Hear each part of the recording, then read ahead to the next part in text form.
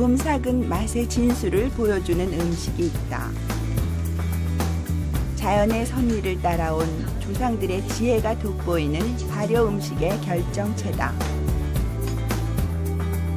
그리고 청국장과 어울리는 또 하나의 음식. 무르지만 속 깊은 맛을 자랑하는 순백의 두부까지. 푹 삶은 콩으로 빚어내는 구수한 고향의 맛을 이야기한다.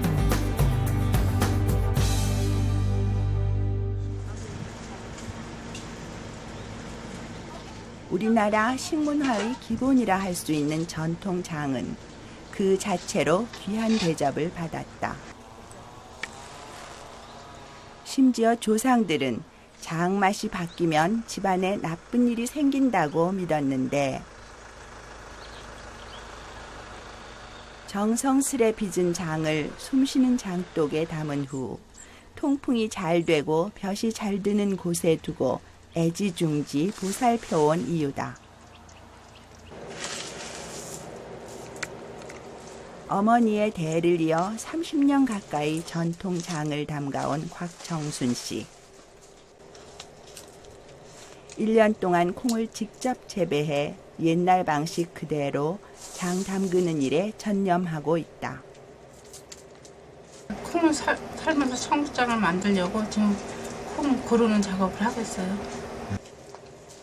청국장을 비롯한 장류의 주 재료는 콩이다. 콩이 좋아야 장맛이 살아나는 법. 예부터 조상들은 음력 10월 무렵에 타작한 콩을 서늘한 곳에 저장해 두었다가 잘 여문 콩만 골라내 장을 담그곤 했다. 양평군이 물 맑고 공기 좋은 곳에서 농약도 안 쓰고 화학비료를 전혀 쓰지 않기 때문에 토양이 살아있어 좋다고 봅니다. 경기도 양평의 특산물로 손꼽히는 콩. 물이 맑고 땅이 좋은 환경에서 자란 양평콩은 농약과 화학 비료를 쓰지 않아 전통 장맛을 살리는 데 으뜸이다. 특히 콩 껍질이 얇고 윤택이 나며 2~3시간만 불려도 잘 삶아진다.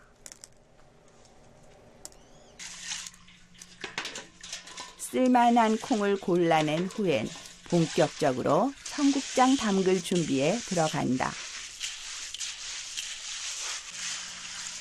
콩을 물에 깨끗이 씻으면서 이물질과 썩은 콩을 다시 한번 골라내고 거품이 나지 않을 때까지 충분히 비벼 닦아주는 것이 좋다. 여러 번에 걸쳐 깨끗하게 헹궈낸 콩은 체에 걸러 물기를 빼둔다.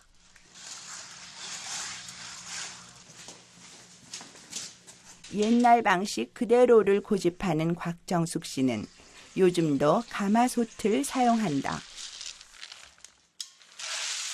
불편한 점이 많지만 전통 장맛을 지키기 위한 노력 중 하나인데 묵직한 가마솥에 콩을 한가득 앉혀놓고 미리 준비해둔 장작을 이용해 불을 붙인다. 편하고 쉬운 것 대신 오랜 정성을 녹여내는 것이 장맛의 기초가 된다. 가스 같은 경우 불세기를 갖다 조절하기는 쉽지만 이게 골고루 퍼지지는 않습니다. 그런데 가마솥 같은 경우에는 이 장작을 갖다가 땜으로 해가지고 그 열이 골고루 갖다가 퍼지고 그리고 이 연기로 인해가지고 콩맛도 훨씬 더 담백한 맛이 날 수 있어요. 그래가지고 저희는 장작불하고 그 다음에 그 가마솥을 이용해가지고 콩을 삶고 있습니다. 오들오들 뭉근하게 익어가는 콩들. 가마솥 안의 온기가 골고루 퍼질 수 있도록 6시간에 걸쳐 콩을 삶아내야 하는데 장작불로 은근히 뜸을 들이면서 끓여야 고소하고 담백한 맛이 더욱 깊어진다. 무쇠로 만들어진 가마솥은 열 전도율이 낮아 오래 달궈야 한다. 하지만 한번 뜨거워지면 그 열을 품고 있다가 음식물을 속속들이 익혀주는데 김이 올라 뚜껑이 들썩일 정도로 끓을 때 찬물로 열을 식혀가면서 삶으면 위에서부터 골고루 익어간다.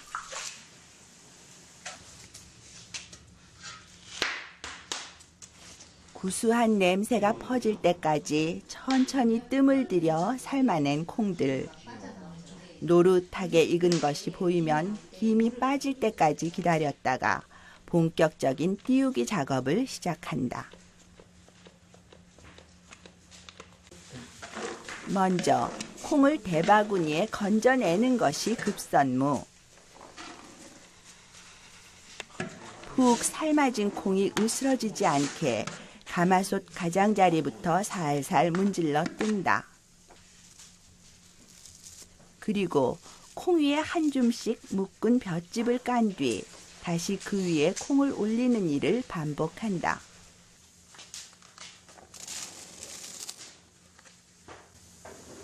우리나라의 전통식품의 청국장은 거기에다 볏짚균을 이용해가지고 바실러스균이라는 걸 갖다가 이제 거기다가 넣어가지고 그걸 균을 갖다가 발효를 시켜가지고 청국장을 만드는데 우리나라에는 그렇게 기후가 습도가 많지가 않기 때문에 저렇게 이제 볏짚을 이용해가지고 거기에다가 이제 청국장을 발효시켜가지고 먹으면 참 좋죠.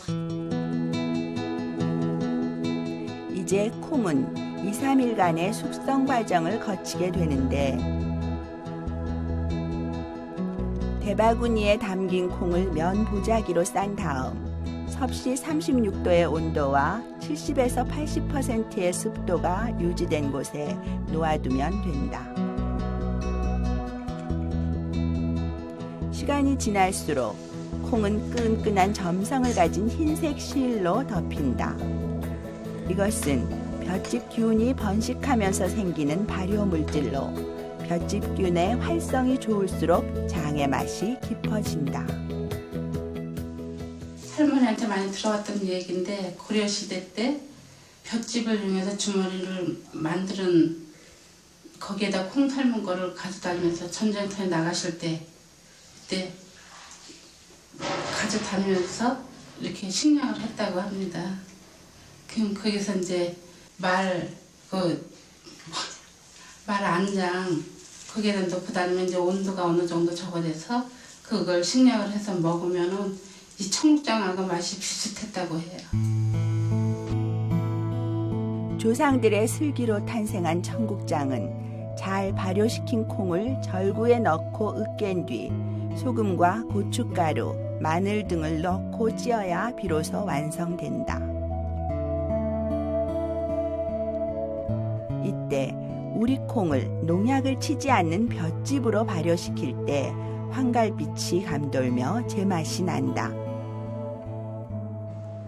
온도 같은 경우에는 이제 37에서 42도 정도 그 정도 돼야 되고 습도는 한 80% 정도를 갖다가 유지시켜주면은요 점액질이 생기거든요. 그게 이제 얼마만큼 생기느냐에 따라서 잘 띄어진 청국장이 되는 거고 그리고 이제 잘 띄어지는 청국장을 보면 색상이 이제 저희가 알고 있는 뭐 노란색이라든가 뭐 이런 색은 아니에요. 이제 잘 띄어진 청국장을 보면은 좀 황갈색이라고 해야 될까요? 그런 식으로 갖다가 잘 띄어진 게 잘 된 청국장입니다.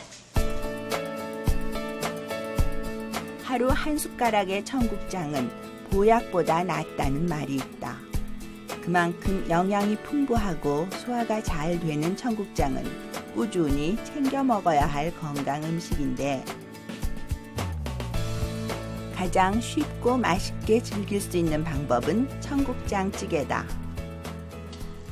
옛날에는 신김치를 이용해서 김치 국물을 넣고 이렇게 끓여 드시기도 하고 지금 이제 많은 재료들이 있으니까 집에 있는 재료를 이용해서 끓이기도 하는데 청국장이나 된장국을 끓일 때는 맨 나중에 넣어야만 제맛이 나요. 청국장찌개는 먼저 뚝배기를 달구어 야채를 넣고 한 소끔 끓여낸 뒤에 장을 넣는 것이 좋은데 이는 청국장의 영양 손실을 최대한 줄이기 위한 방법이다. 청국장과 두부, 그리고 각종 야채를 넣어 보글보글 끓여내는 청국장찌개. 특유의 쿰쿰한 냄새 때문에 싫어하는 사람들도 있지만 발효과학이 만들어낸 신토부리 건강식품으로 각광받고 있다. 청국장은 콩을 영양학적으로 가장 잘 이용한 음식으로 3대 영양소인 단백질, 탄수화물, 지방이 가장 질 좋은 형태로 녹아있고 칼슘, 철, 마그네슘과 같은 각종 미네랄과 비타민이 듬뿍 들어있습니다. 청국장은 많은 섬유질을 가지고 있어서 변비 예방에 좋고 또 청국장 1g에 10억 개 이상 들어있는 바실러스 균에 의한 정장작용으로 장을 건강하게 만드는 데 도움이 되고 있습니다. 음식을 넘어 약식으로 인정받고 있는 청국장찌개. 국물에 자작하게 밥을 비벼 한 숟갈 떠먹으면 다른 반찬 없이도 밥 한 공기를 뚝딱 비울 수 있다. 세월이 빚어낸 곰삭은 맛. 그 투박하고 구수한 맛 속에 우리네 조상들의 인생이 담겨 있다. 상당히 한국적인 아주 맛이 있으며 또 그 맛을 의미하면 상당히 고소한 맛이 강한 제품이라고 볼 수가 있겠죠. 항상 푸근하고 감사하던 느낌이 갑니다. 콩으로 이렇게 빚어진 우리의 전통식품이 있었다는 게 너무도 기쁘고 좋아요. 많은 사람들에게 더 많이 알려서 더 건강을 찾게 해주고 싶습니다.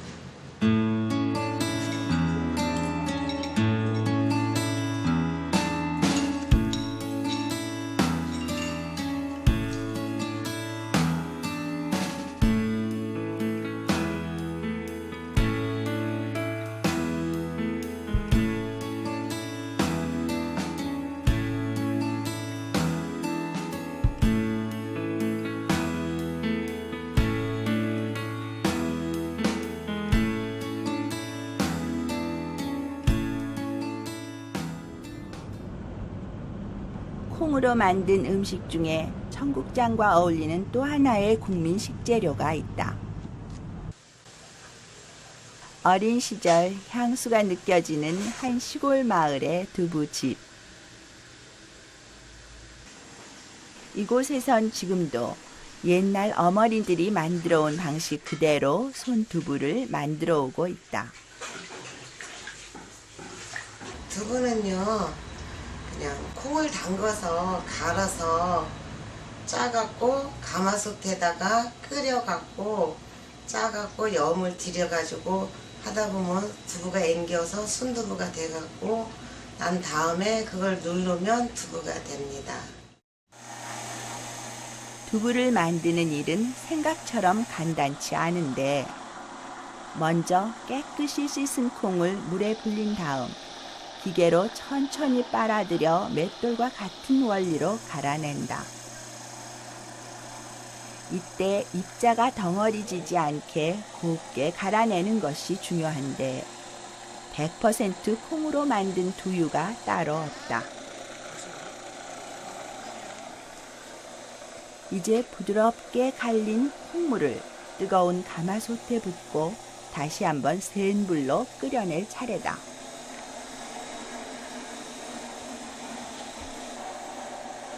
가마솥 안에 콩물이 끓기 시작하면 열에 응고되지 않도록 휘휘 저어주는 것이 중요하다. 한껏 달궈진 가마솥에서 올라오는 뜨거운 열기 속에서 쉬지 않고 젓는 일도 녹록지 않다.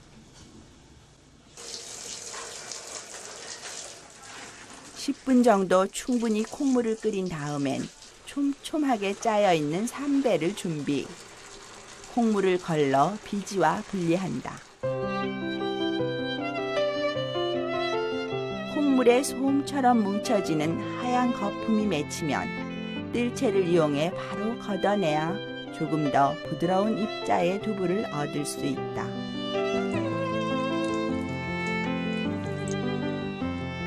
그리고 두부를 만들기 전 콩물에 간수를 넣으면 몽글몽글한 응고물과 맑은 물이 생기는데 이때 만들어진 응고물이 순두부다. 기계도 많이 시설이 돼서 공급이 되는데요. 아무래도 맛이 그 기계에서 하는 거와 어머니의 손맛이 있듯이 손맛으로 하는 거와 틀리겠지 어딘가.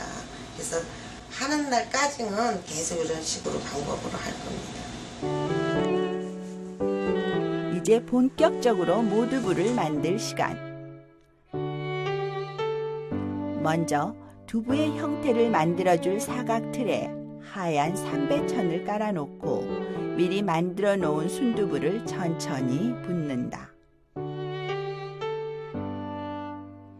그러면 천 아래로 물이 빠지면서 조금씩 단단한 두부가 만들어진다. 여기서 물이 더욱 잘 빠지게 하려면 사각틀 그대로 삼배로 둘러싼 후 무거운 것을 올려 눌러주면 된다.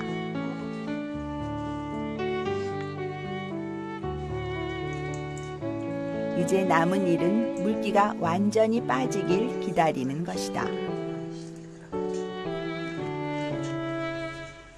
30분쯤 지나면 두부가 거의 완성된 것으로 보고 사각틀을 뒤집어 두부를 빼낸다.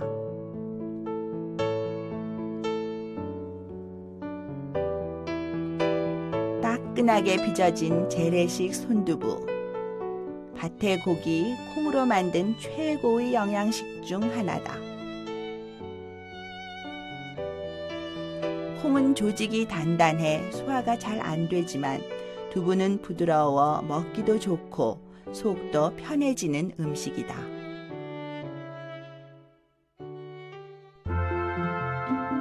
덕분에 두부는 예부터 즐겨 먹었던 전 국민의 향토 음식이다. 관원 상제 때 빠짐없이 상에 올랐고 서민들을 배부르게 해준 효자 음식이다. 두부는 요즘 동양을 넘어 서양에서도 헬스푸드로 인기를 얻으면서 육식 대용으로 각광을 받고 있습니다. 두부는 비록 조리 과정을 거치지만 콩이 가지고 있는 영양 성분이 거의 파괴되지 않아 콩과 함께 고단백 식품으로 알려져 있습니다. 곡류를 주식으로 하는 우리나라 사람들은 단백질이 부족하기 때문에 더더욱 잘 맞는 식품이라고 할 수 있습니다. 어머니의 손맛이자 옛 고향의 추억이 담긴 두부. 생으로 먹어도 부드럽고 고소한 맛이 일품이지만 국이나 찌개, 부침으로 다양하게 요리해서 먹는다. 그 중에서도 가장 손쉽게 먹을 수 있는 음식은 두부찌개. 네모진 두부를 썰어놓고 된장, 고추장을 적당량 푼 다음 각종 야채 및 버섯과 함께 보글보글 끓여내는 것인데 얼큰하면서도 구수한 찌개 국물에 부드럽게 익은 두부를 곁들여 먹는 맛이 그만이다. 또 두부를 먹기 좋게 썰어 프라이팬에 기름을 넣고 부쳐 먹는 것도 별미. 하얀 두부가 노릿노릿해질 때까지 익힌 후에 접시에 담아 간장을 찍어 먹는다. 두부를 만들고 난 후에 남은 비지를 김치와 함께 끓여 먹는 비지찌개도 담백하고 얼큰한 맛을 자랑한다. 비지를 넣은 후 고추장으로 살짝 간을 해 오래 끓여내면 되는데 추운 겨울날 든든하게 속을 채울 수 있는 건강 음식 중 하나다. 두부는 흔하지만 전통 방식을 고집해 만든 두부는 흔치 않다. 만드는 과정 하나하나 시간과 정성을 들이기에 더 구수하고 깊은 맛을 담고 있는데 가슴속까지 찬바람이 일어나는 겨울, 몸과 마음을 훈훈하게 데워주는 고향의 맛. 그것이 옛날식 손두부다. 두부가 고소하고요, 담백하고 맛이 좋아요. 그리고 여기서는 비지를 주시는데 콩 만들고 난 비지 맛있게 집에서 먹고 있어요. 양평은 안지까지는 공기도 좋고 맑은 공기에 맑은 물 사랑이 해서 모든 야채나 콩이나 아마 좋은 저걸 해서 두부가 아마 다른 데와 질이 좀 틀리고 고소하고 담백하고 부드럽고 맛있을 겁니다.